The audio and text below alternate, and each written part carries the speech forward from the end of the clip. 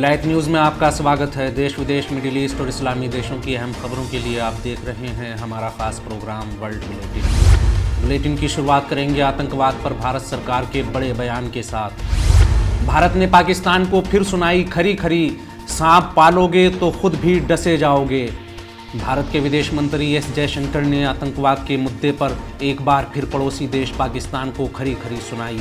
संयुक्त राष्ट्र सुरक्षा परिषद UNSC global counter terrorism approach challenge and way forward की अध्यक्षता करते हुए जयशंकर ने पाकिस्तान पर निशाना साधते हुए कहा कि आतंकवाद का केंद्र अभी भी पहले ही की तरह आतंकियों को पाल पोस रहा है। पाकिस्तान की विदेश राज्य मंत्री हिना रब्बानी खार के बयान पर जब एस जयशंकर से पूछा गया तो उन्होंने कहा, मैंने रिपोर्ट पढ़ी कि मंत्री खार ने क्या कहा। एक दशक से भी ज़्यादा पुरानी ये बात मुझे याद है। तब अमेरिका की तत्कालीन विदेश मंत्री हिलेरी क्लिंटन पाकिस्तान दौरे पर थी और हिना रब्बानी खार भी मंत्री थीं। जयशंकर ने कहा कि हिलेरी अक्टूबर 2011 में पाकिस्तान गई थी।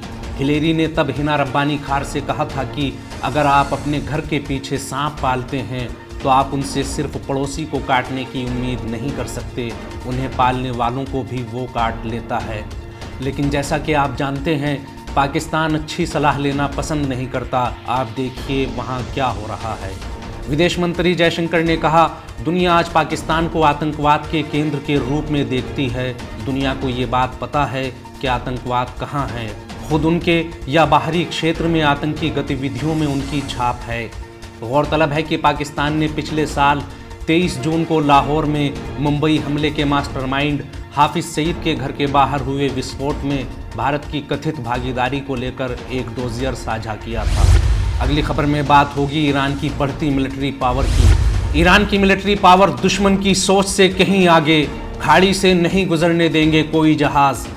ईरान की रिवॉल्यूशनरी गार्ड्स नेवी के कमांडर एडमिरल अली रजा तंगसीरी ने फारस की खाड़ी सहयोग परिषद की हालिया बैठक के अंत में दिए गए बयान पर कड़ी प्रतिक्रिया दी। ख्याल रहे कि हाल ही में चीनी राष्ट्रपति की सऊदी अरब यात्रा के दौरान खाड़ी सहयोग परिषद की एक बैठक हुई थी। इस बैठक के अंत में ईरान के 3 आइलैंड्स पर संयुक्त अरब अमीरात के निराधार दावे की हिमायत में एक बयान जारी किया गया था। एडमिरल तंगसीरी ने जोर देते हुए कहा कि फारस की खाड़ी में तुम्बे बुजुर्ग, लिटिल तुम्ब और अबू मूसा नाम के तीनों आइलैंड्स ईरान के थे, ईरान के हैं और ईरान के रहेंगे। उन्होंने कहा कि ओमान सागर और हिंद महासागर में मौजूद गैर इलाकाई दुश्मन को हमारे देश तक आने से पहले हमसे पार पाना होगा और दुश्मन जानता है कि हमें हराना उसके बस की बात नहीं। सरदार तंगसीरी ने कहा कि दुनिया की कई भाषाओं में फारस की खाड़ी को इसी नाम से पुकारा जाता है, जो ऐतिहासिक दस्तावेज़ों में दर्ज भी है। अभी कुछ दशक पहले तक बहरैन ईरान का हिस्सा था और जहां आज कुवैत है, वहां नादिर शाह का तंबू लगता था। हम दुश्मनों को इस खाड़ी को फारस की खाड़ी कहने के लिए मजबूर कर देंगे।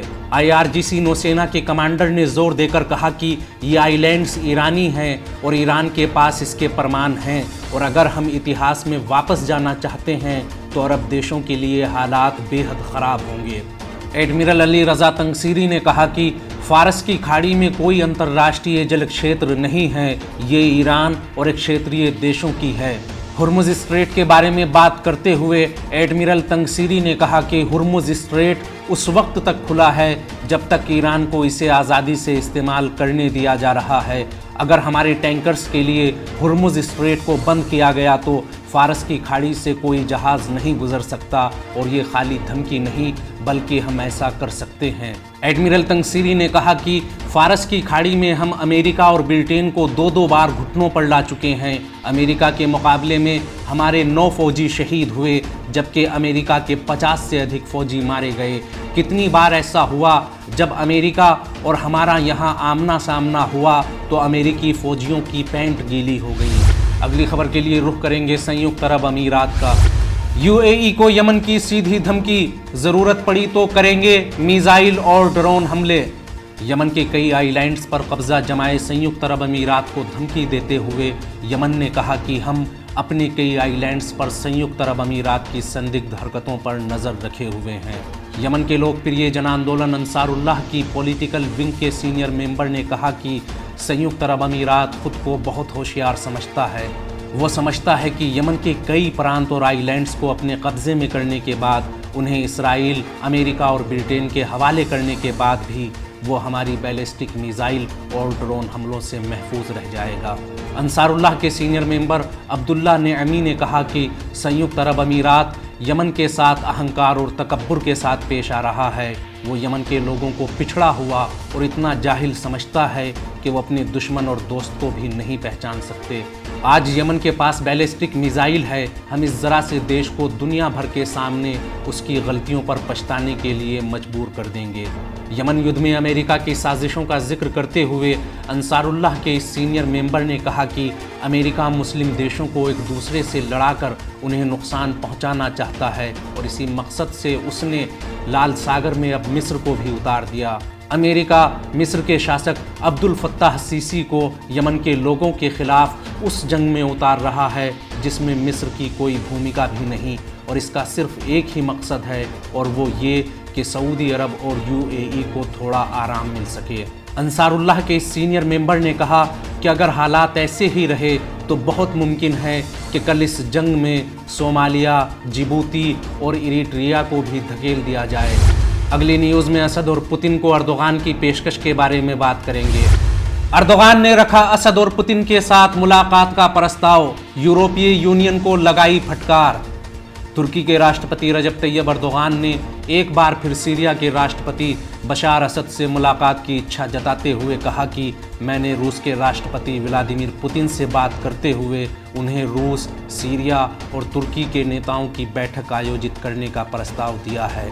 तुर्कमेनिस्तान, अज़रबैजान और तुर्की के बीच होने वाली बैठक के बाद तुर्कमेनिस्तान से वापसी पर पत्रकारों से बात करते हुए अर्दोगान ने कहा कि मैंने राष्ट्रपति पुतिन से बात करते हुए उन्हें प्रस्ताव दिया है कि रूस, सीरिया और तुर्की के बीच शिखर सम्मेलन होना चाहिए, जिसका उन्होंने समर्थन किया है। हम जल्द ही ऐसी मुलाकातों का सिलसिला शुरू करने वाले हैं। सीरिया मुद्दे पर बात करते हुए अर्दोगान ने कहा कि कुछ मुश्किलें हैं जिन्हें हल किया जाना ज़रूरी है। उत्तरी सीरिया में कुछ आतंकी संगठन हैं जो समय समय पर तुर्की पर हमला करते रहते हैं। वहीं रूस तुर्की रिश्तों पर यूरोपीय यूनियन के प्रमुख के बयानों पर पलटवार करते हुए अर्दोगान ने कहा कि यूरोपीय यूनियन की विदेश नीति के प्रभारी जोसेफ बोरेल को इस बात का कोई अधिकार नहीं कि वो हमें बताएं कि हमें किस देश से रिश्ते रखने हैं और किससे नहीं। अर्दोगान ने कहा कि बोरेल की ना इतनी हैसियत है और ना ही उनको इतना अधिकार कि वो हमें इस मामले में कोई आदेश दें या ये तय करें कि हमें किस देश से राब्ता रखना है। बता दें कि रूस के खिलाफ यूरोपीय यूनियन की पाबंदियों को तुर्की का समर्थन ना दिए जाने से नाराज़ बोरेल ने तुर्की की जमकर आलोचना की थी। बोरेल ने कहा था कि तुर्की ईयू की पाबंदियों के बावजूद रूस की मदद करते हुए इन पाबंदियों को बेअसर कर रहा है और यूरोप इस बात की बिल्कुल भी इजाज़त नहीं देगा। हमारा आज का बुलेटिन यहीं ख़त्म होता है। देश विदेश और इस्लामी देशों की अहम खबरें जानने के लिए विलायत न्यूज़ से जुड़े रहिए।